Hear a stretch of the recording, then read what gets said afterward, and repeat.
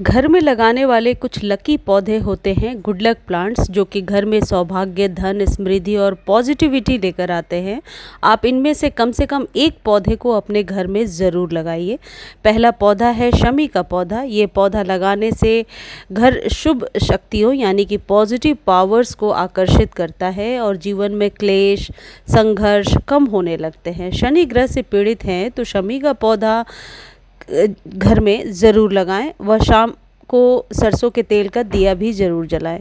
इसे घर के अंदर रखने के बजाय मुख्य गेट या दरवाजे के पास दाएं तरफ रखें। इससे नेगेटिविटी घर में प्रवेश नहीं करती और कार्यों में सफलता मिलती है। शमी का पौधा लगाने से फालतू के खर्चे कम होते हैं, पैसा घर में टिकता है और धन की कमी दूर होती है। डायरेक्शन की बात करें तो जब आप घर से निकल रहे हैं, आपके दाहिने हैंड साइड में पड़ सकता है। यदि वहाँ धूप नहीं आती या आप नहीं रख सकते मेन गेट पर, तो आप बालकनी में, टेरेस पर भी रख सकते हैं, जैसे मैंने रखा है। 5 से लेकर 8 इंच के बीच के गमले में ये बहुत अच्छे से ग्रो हो जाता है। इस पर कंप्लीट वीडियो मेरे एवरग्रीन वाले चैनल पर है, आप जाकर देख सकते हैं कि इसे स्वस्थ कैसे रखना है, खाद कौन सा देना है और इसकी केयर कैसे कर सकते हैं। शमी के पौधे को आप घर में ज़रूर लगाएं। शमी का पौधा शनि का प्रतीक होता है और शमी के पौधे को आप छोटे बड़े किसी भी तरह के गमले में, या फिर आप यूँ कह सकते हैं यदि आपके पास जगह है तो ज़मीन में भी लगा सकते हैं, जैसे मैंने लगाया है। शमी का पौधा बहुत आसानी से अभी नर्सरी पर मिल जाएगा और अभी बारिश के दौरान यानी कि बरसातों में बहुत अच्छे से इस पौधे को आप अपने घर में लगा सकते हैं। दूसरा पौधा है जेड प्लांट। जेड प्लांट और क्रैसुला 2 पौधे होते हैं जिन्हें घर में ज़रूर लगाना चाहिए। छोटे बड़े कंटेनर में ये ग्रो हो जाते हैं। ये इंडोर प्लांट नहीं है, आउटडोर प्लांट है, यानी इन पौधों को 2 से 3 घंटे की धूप की ज़रूरत पड़ती है। इसे कभी भी 3 फीट की ऊंचाई से अधिक नहीं बढ़ने देना चाहिए और इसे दक्षिण दिशा में नहीं लगाना चाहिए।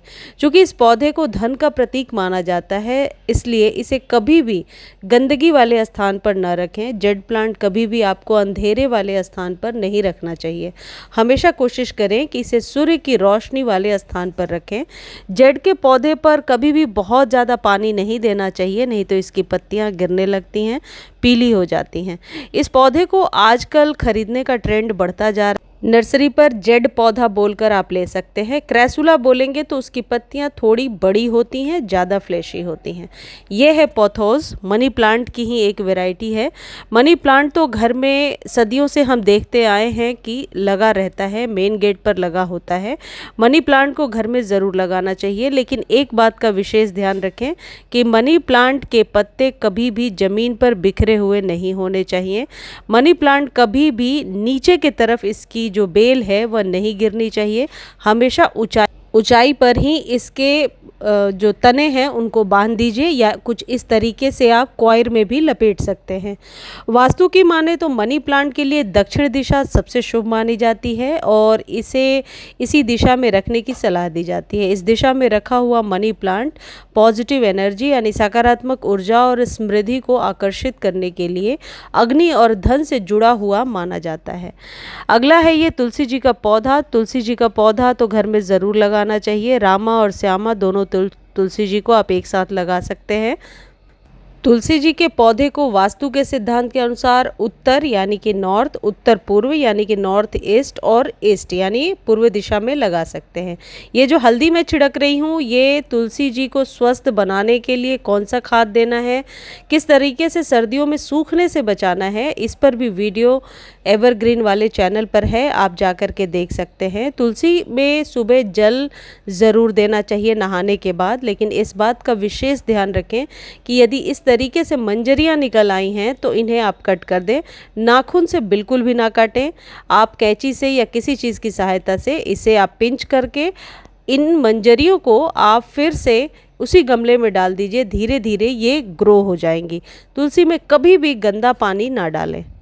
अगला पौधा है गुलाब और अपराजिता।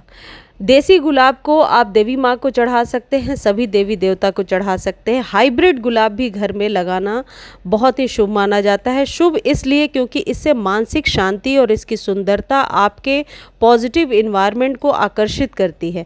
जब भी घर में गुलाब का पौधा लगाएं तो उसे घर के दक्षिण पश्चिम दिशा में लगाना चाहिए। वास्तुशास्त्र के अनुसार लाल फूल लगाने के लिए ये दिशा सबसे उत्तम मानी गई है। कहा जाता है कि इस दिशा में गुलाब का पौधा लगाने से घर के मालिक की सामाजिक प्रतिष्ठा में वृद्धि होती है। इसी तरीके से आप अपराजिता भी घर में लगा सकते हैं। नीली अपराजिता और वाइट अपराजिता बहुत ही कॉमनली आपको नर्सरी पर मिल जाएगा। अपराजिता की जो बेल होती है वो हमेशा ऊपर के तरफ ही बांधनी चाहिए, तभी उस पौधे पर ज़्यादा फ्लावरिंग होगी। नीली अपराजिता को शंकर जी को चढ़ा सकते हैं अपने मनोकामना की पूर्ति के लिए। अभी भी बरसातों में आप इन पौधों को अपने घर में स्थान दे सकते हैं, लगा सकते हैं। अपराजिता को विष्णु प्रिय नाम से भी जाना जाता है। ऐसी मान्यता है वास्तुशास्त्र के अनुसार।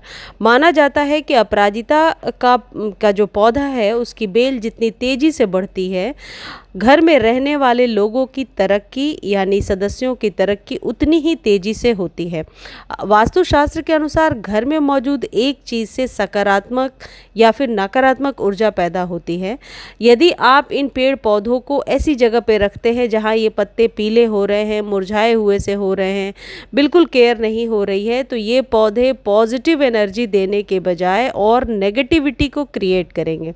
इसके साथ ही वास्तुशास्त्र में पेड़ पौधों को लेकर जो नियम बताए गए हैं, जो कि अक्सर मैं आपको वीडियोस में बताती रहती हूँ, उन नियम का ज़रूर ध्यान रखिए।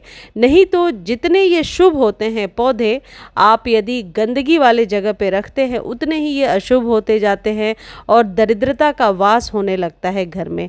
इन पौधों में से ही एक पौधा है अपराजिता, जिसके बारे में अभी मैंने आपको बताया। वास्तुशास्त्र के अनुसार माना जाता है कि जब घर में अपराजिता का पौधा होता है तो वहाँ माँ लक्ष्मी का वास होता है।